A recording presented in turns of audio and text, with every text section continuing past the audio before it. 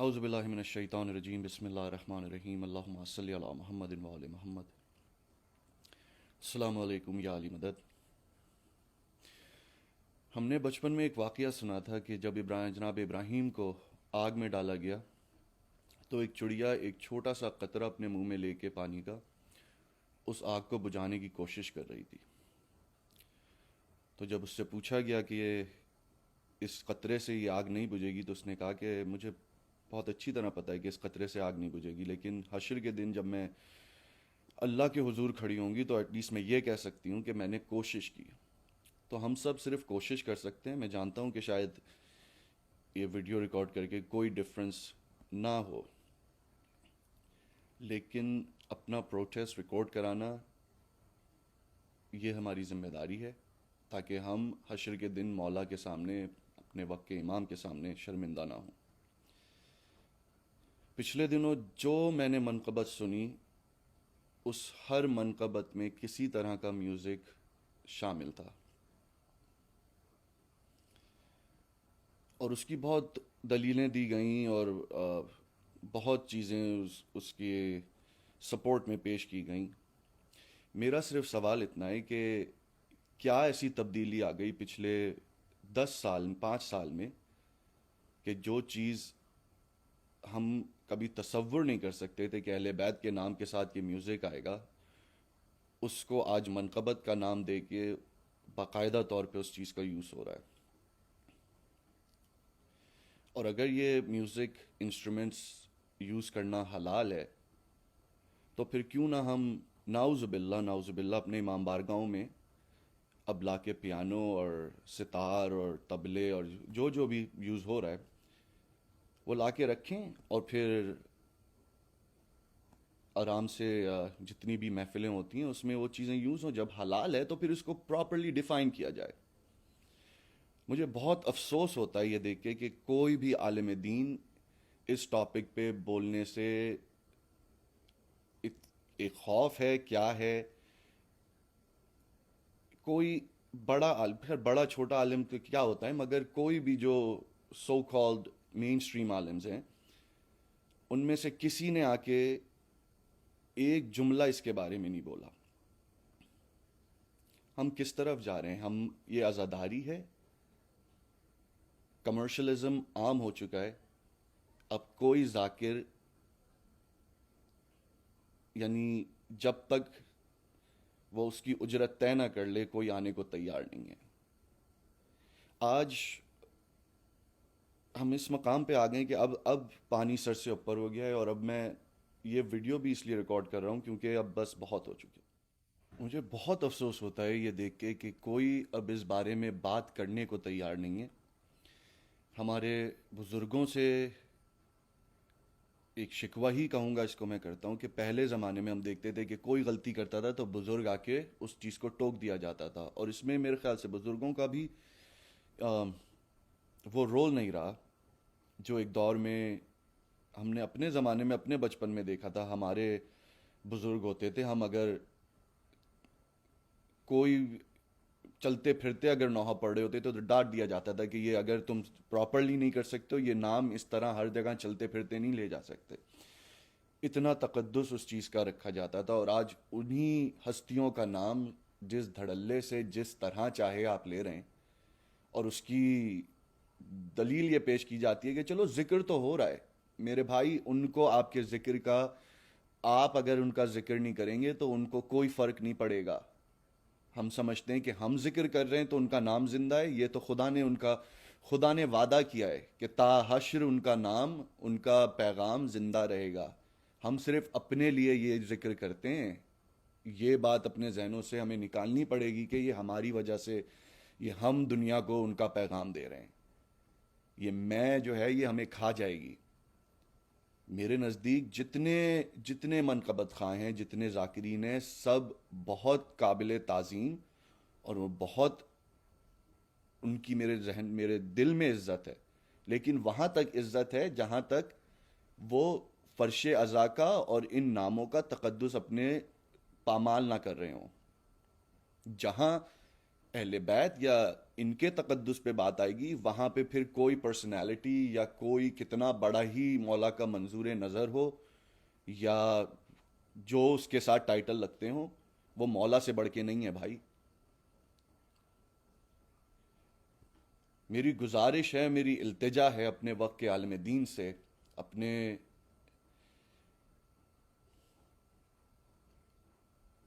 جو جو مولا کا ذکر کر رہے ہیں, خدارہ اس چیز کو ڈسکس کریں. ہمیں ممبروں سے یہ بات ڈسکس کرنی پڑے گی. ہمارے بچوں کو یہ بتائیں کہ کیا چیز صحیح ہے, کیا غلط ہے, کہاں تک آپ جا سکتے ہیں.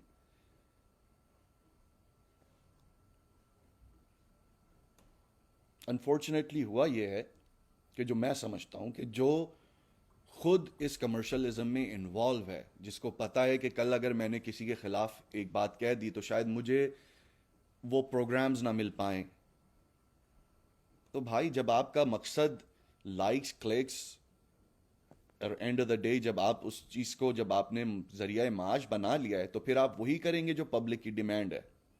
پھر آپ اپنا اوپینین نہیں دیں گے. تو مولا جو مولا چاہتے ہیں یا پبلک چاہتی ہے, آپ ان دونوں میں سے کیا ڈیسائیڈ کریں گے؟ تو خدارا اب بھی وقت ہے, جاگیے, اپنے بچوں کو خدارا اس چیز سے دور کریں. میں بس یہی کہوں گا آخر میں کہ میری گزارش ہے کہ جو جو یہ ویڈیو دیکھ رہا ہے پلیز اپنا پروٹیسٹ ریکارڈ کرائے, یہ بات بتائے. یہ سب ہمارے اپنے ہی ہیں.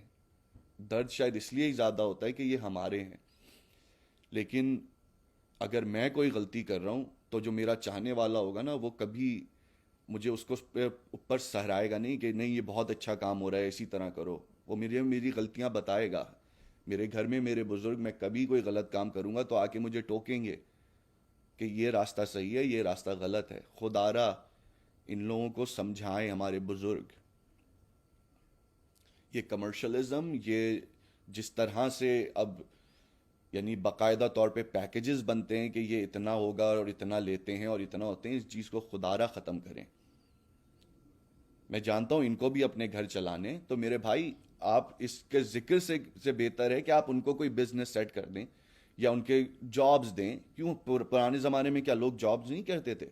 ہم نے اپنے گھر میں پوری زندگی دیکھا ہے کہ پوری رات شب داریاں کر کے آنے کے بعد صبح 6 بجے اٹھ کے جاب پہ بھی جایا جاتا تھا. پورے دن جاب کر کے آئے, کھانا کھایا, اس کے بعد پھر پوری رات مجلسوں میں, امام بارگاہوں میں شب داریاں, محفلیں, میلاد اس وقت بھی ہو رہے تھے. تو بھائی اب ایسا کیا ہو گیا ہے کہ یہ لوگ اب کچھ نہیں کر سکتے؟ یہ ان کو ڈیفینڈ کرنا خدارا بند کریں. ہر چیز کی ایک ریزننگ پیش آپ کے سامنے ہو جاتی ہے اور ایسا لگتا ہے کہ جیسے آپ غلط بول رہے ہیں اور بس ان کے بارے میں کچھ نہیں بولو, یہ مولا کے منظور نظر ہیں. کس نے اتھارٹی دے دی کہ مجھے یا کسی کو یا کہ میں کہوں کہ یہ مولا کا منظور نظر ہے؟ ہو سکتا ہے جو ایک بچہ جس کا تلفظ اس کو پتہ بھی نہیں ہے صحیح سے, ہو سکتا ہے وہ مولا کا منظور نظر ہو اور ہماری عبادتیں جو ہیں وہ قبول نہ ہوں. ہر چیز کو صرف اب لائکس اور اس کے کتنے لوگ اس کے پروگرامز میں آتے ہیں اس چیز میں تولا جاتا ہے, یا نہ کہ یعنی کربلا آپ کو سکھا رہی ہے کہ بھائی میجورٹی ہونے سے کوئی حق اور باطل کا فیصلہ نہیں ہوتا. ناؤز باللہ دیکھا جائے تو کربلا میں یزید جیت گیا, پھر امام کے ساتھ تو صرف 72 تھے. تو میرے بھائی یہ لائکس اور مولا کے منظور نظر, یہ آپ اس چیز پہ آپ اس کا فیصلہ نہیں کر سکتے کہ کتنے ان کے لائکس آ رہے ہیں اور کتنے ان کے پروگرامز میں لوگ آ رہے ہیں اور کتنا ان کو سراہا جا رہا ہے. مجھے پتا ہے کہ اس بات کرنے پہ میری بہت مخالفت ہوگی اور مجھے اس کا کوئی خوف نہیں ہے, کیونکہ مجھے لوگوں کو جواب نہیں دینا ہے, مجھے اپنے مولا کو جواب دینا ہے. میں کبھی ان چیزوں میں نہیں بولا, کبھی نہیں, ہمیشہ یہی سوچا اور اب بھی میں یہی سوچتا ہوں کہ چھوٹا منہ بڑی بات, لیکن اب کسی کو بولنا ضروری ہے. اب وقت آ گیا ہے, ٹھیک ہے آپ مجھ سے شاید اگری نہ کریں, لیکن اگر یہ چیزیں صحیح ہیں تو پھر اس کی دلیلیں دیں, ان باتوں کا جواب دیں. میری گزارش ہے ہر ایک سے جو یہ ویڈیو دیکھ رہا ہے, آپ اپنا پروٹیسٹ ریکارڈ کرائیں. ہو سکتا ہے کہ ہمارے کہنے سے شاید ایک انسان بھی اگر تبدیل ہوتا ہے تو اٹس ورتھ اٹ.